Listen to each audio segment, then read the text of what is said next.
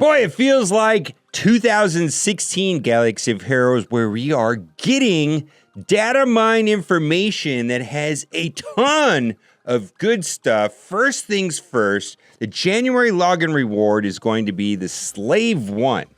And I think that is pretty clear to everyone, is that it means that the original Trilogy Millennium Falcon is likely coming to the game. And if they were going to do a legendary event and a 5-star unlock with 5 ships required, I'm going to suggest that it's going to be these 5 ships right here. They got the Scoundrel ships, which is going to be the Houndstooth, Lando's Millennium Falcon, IG-2000, Xanadu Plug, and then, of course, right behind me, the Slave 1, which is the login reward. Now, it also could just be bounty hunters, which would be those 4. Now, those are all hard node farmable, so I'm going to suggest doing that now.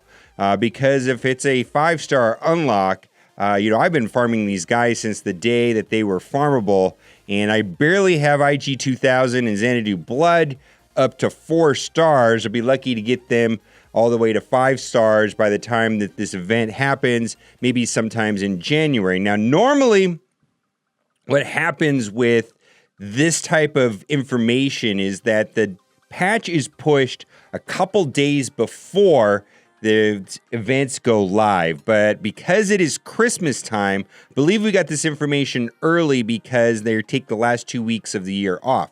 So like today is Friday, they all go on vacation starting today, and they won't be back in the office for 2 weeks except for like critical support and things like that. But most of the development team takes the last 2 weeks of the year off, and so they push the patch out early, so we're getting this information now. So what I'm suggesting is run, don't walk. Start farming these ships right now. Houndstooth and Xanadu Blood are probably the best 2 ships in the game. Especially the Houndstooth is quite amazing. So these are good ships anyways. And if the login reward is going to be Slave 1, and we're going to get an original Trilogy Millennium Falcon, that makes a lot of sense. And the reason why we say this is that we've had screen art in the App Store that shows the original Trilogy Millennium Falcon for some time. Plus, in a leaked screenshot from back in August, suggested that we were going to get a Millennium Falcon along with C-3PO in the month of December. Maybe that got pushed back to January. We don't know, but it seems likely that we're going to be getting a Millennium Falcon at some point. So I would say definitely get farming those Scoundrel and Bounty Hunter ships now. They're good anyways. In addition to having the January login rewards in the Datamine files, there was also some very interesting Territory Wars bonus abilities that applied to Jawas, First Order, Ewoks, and Clone Troopers. And this is pretty exciting because this definitely adds a very interesting dynamic to the game. First one is to Jawas. Jawas have a 50% chance to stun the target enemy when they use an ability which can't be evaded. Jawas gain 20% offense for each stunned enemy. When Jawas attack a stunned enemy, they shock them for 2 turns, which is pretty cool because that was usually an ability reserved for Palpatine and some of the Sith. They shock them for 2 turns and call all other allies to assist. And I do like the Jawas more now. They've never really been viable except for like in the first week that the game came back in like 2015. But they did get a significant boost with the thermal detonators now are not dispellable. So there is a lot of strategies that can make Jawas viable in Territory Wars. Now, I wonder if this is going to apply to Grand Arena and Territory Wars as well. Looks like that they don't run at the same time. Looks like that either Grand Arena is running or Territory is running, but not at the same time. And I know that we're going into the 3 versus 3, but this would be kind of interesting if these kind of bonuses also carried over to Grand Arena. It definitely shakes things up. I do like these bonuses. The next one is for First Order, and this one's a little bit confusing to me. It says First Order's allies gain advantage for 2 turns at the start of battle.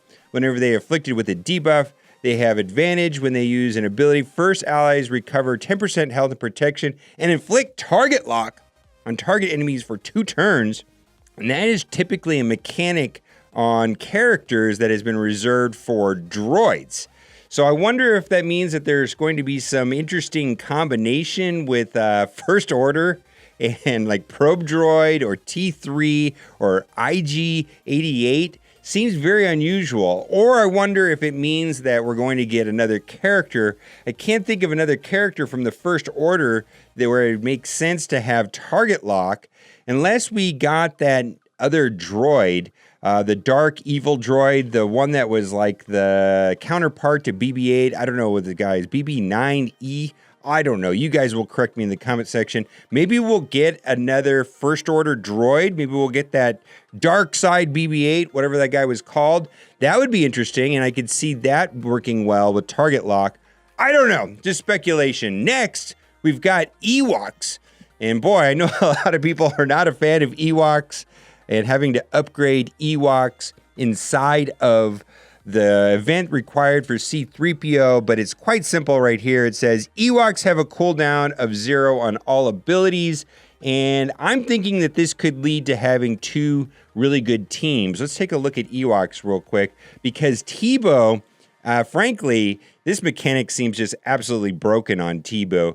Tebow has the ability where he gives all Ewoks 100% turn meter. Could probably make 2 complete teams out of Ewoks. Just running like Tebow with like Wicket, and so that way Wicket is just giving, you know, AoE, AoE, AoE, AoE, AoE, AoE, and then the other team can be set on defense. But probably 2 complete teams that just literally will obliterate the other side. This specifically, if this is on 0 turn cooldown, and you could just give 100% turn meter over and over and over and over again, and when they have stealth, they can't even be counterattacked. That just sounds crazy. Boy, I have no idea. I mean, there's just too many different combos. Swarm after swarm, heal after heal, taunt after taunt, daze after daze, AoE after AoE, huge damage after huge damage.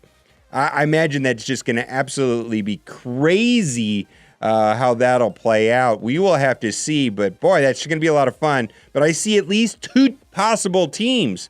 You can split them up into 2 teams, and you're going to have a lot of fun with it. Right here. And then lastly, territory bonus applied to clone troopers. And boy, clone troopers definitely need a buff. At the start of battle, clone troopers gain 25% health, 25% protection, 25% offense, and 25% defense for each clone trooper ally. And then they gain 100% critical chance, 100% critical damage, and they have no debuffs. When they attack out of turn, clone troopers dispel all debuffs on other clone trooper allies, wow, and dispel all buffs on the target enemy and gain 20% turn meter. Again, what I believe this means is that we're going to have an entire team made up of clone troopers, which will be able to just go through and win. And it brings characters that are not typically viable, you know, into the forefront. And clone troopers have never really been that great.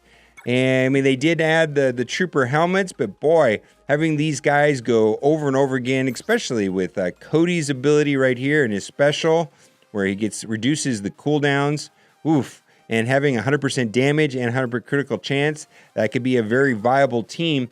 And I got to say that these bonuses are not that extreme like we saw with the Mace Windu and everything, where it was just like 1,000% damage. The only one that seems ultra extreme is this Ewok one, which seems just like it'll absolutely be almost bulletproof on defense, and especially if you hit them once and they preload the turn meter, it's going to be over, and there could be some serious Ewok walls. People get some benefit out of their Ewoks that they had to gear up with C-3PO. I know a lot of people were not happy that they had to upgrade characters they didn't like, but I want to say that the Ewoks aren't a terrible faction.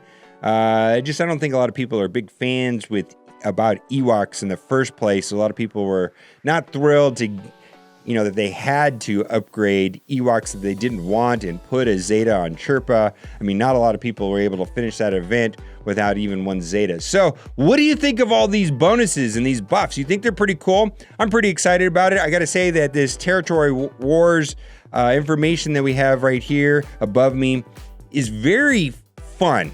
And I got to say this before we wrap up the video, is that Datamine information can change. It's not always 100% accurate, but I want to say that in the past, it has been at least 80% accurate. And so I do think that they could change this at the last minute, but I think this is the plan going forward. It's definitely in the game files. And unless they do something last minute, this is probably what's going to happen in the month of January. All right, guys, thanks so much for watching and keep on gaming.